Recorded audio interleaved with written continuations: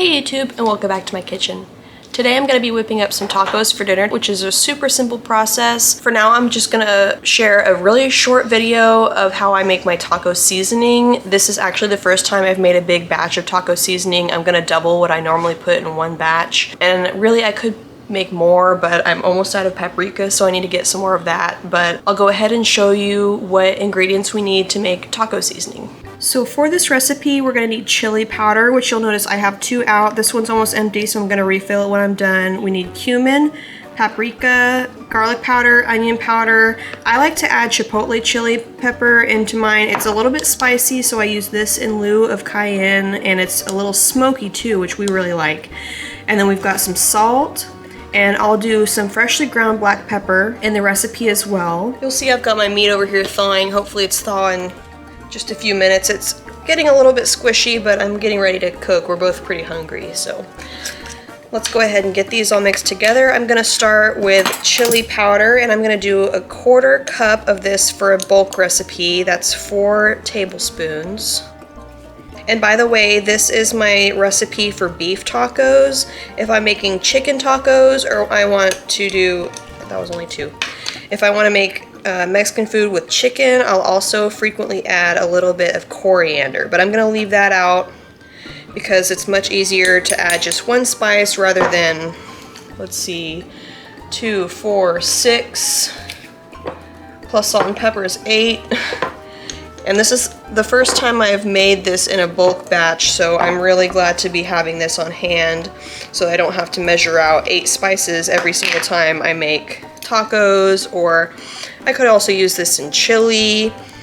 I would, in that case, add a little bit extra chili powder, but I could also use this in enchiladas or the Mexican cornbread. I've posted a video about how I like to add some leftover taco meat into cornbread and call it a meal. Looks like I'm gonna need some more chili powder soon too. All right, so that was 4 tablespoons of chili powder. Since I'm doubling this recipe, I'm gonna do 3 teaspoons of cumin. This is a little bit of a clumpier spice, which is fine. We're probably gonna get a little bit more than 3 teaspoons in here because of that. Oops. But it is totally fine. Cumin is really important flavor when you're making tacos.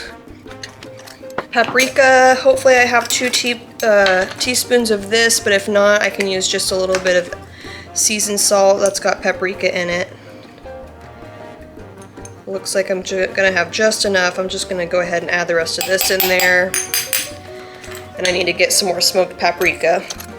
Garlic and onion powder, we're gonna do 1 teaspoon each of these. And you'll notice I'm doing heaping measurements when I have the opportunity. Alright, and last we're gonna do chipotle chili pepper, which normally I only use about a 1/4 teaspoon. It is pretty spicy, so I'm just gonna use a 1/2 teaspoon in this double batch. And I'm almost out of this one too. I'm not sure if I've got another full one in my pantry. Just gonna go ahead and add the rest of that in there. And I'll get a fork. We want to mix this up really well. Now I have gotten into the habit of making my own taco seasoning instead of buying the stuff in a package for a few reasons. One, I can control exactly what's going in there. I can control the amounts of each seasoning. And we've really just grown used to enjoying my blend of seasonings as opposed to buying something in those little packages. This is also way cheaper to buy than getting individual packages every time you want to make tacos. So really I encourage you to try this recipe if you like Mexican food at all. It can be adjusted if you like more spice. Add some extra cayenne or some extra chipotle powder. If it's a little heavy for you on the chili powder, you can of course decrease that, or the cumin, however you like it. You can make it your way.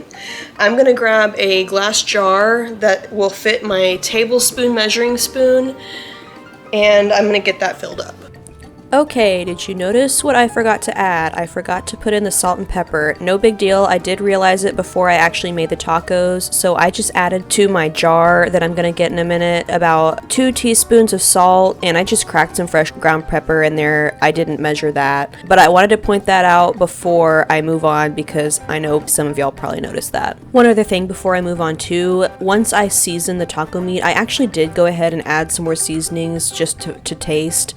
This is a great base to bulk up your taco seasoning, but like I was mentioning before, if you need to add any seasonings because it's just a little bit too bland, you can absolutely do that. This just kind of cuts down on the time measuring everything out every single time you have to make tacos.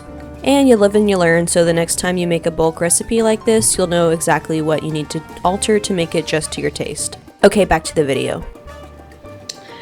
This is just a leftover glass jar. It used to hold mini chocolate chip cookies. I got it as a gift from one of my clients at work for Christmas, and the cookies were absolutely delicious. I saved the jar because I hate throwing things away, especially if they were usable.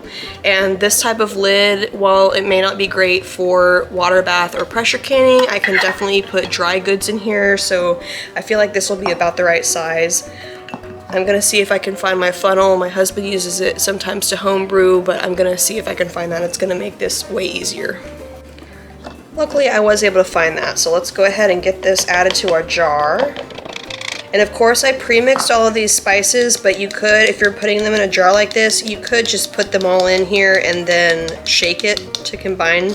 I kind of dirtied up an extra dish, but it's not a huge deal because these are just dry spices, so it'll be super easy to rinse. And looks like I could have made at least another one more batch that I made today. It looks like I've got it about just under halfway full, so I could have made more if I had more spices, but I've got to restock my cabinet, so I'm good with this for tonight. I'm gonna use probably 2 tablespoons, maybe 2.5. Honestly, I may use just a little bit more, but we'll see how it tastes, because as you know, if you've watched any of my other videos, I love to taste as I cook to make sure everything is seasoned well. It looks like my meat is just about ready to get put on the heat, so I'm gonna go ahead and get dinner started. And if you want to see a video of me making tacos, let me know since I've got this ready. But I think I've already pretty much shown you in other videos, and I can link them down below, how I make my taco meat. It's also the same as my enchilada filling. It's just meat, peppers and onions, seasoning, and a little bit of water to make a taco sauce. But dinner tonight should be pretty easy, and it's nice and early, so I'm gonna go ahead and get that going. I'm pretty hungry. I really hope you liked this video and you got something out of it. If you got any recommendations for other videos in the future, let me know in the comments.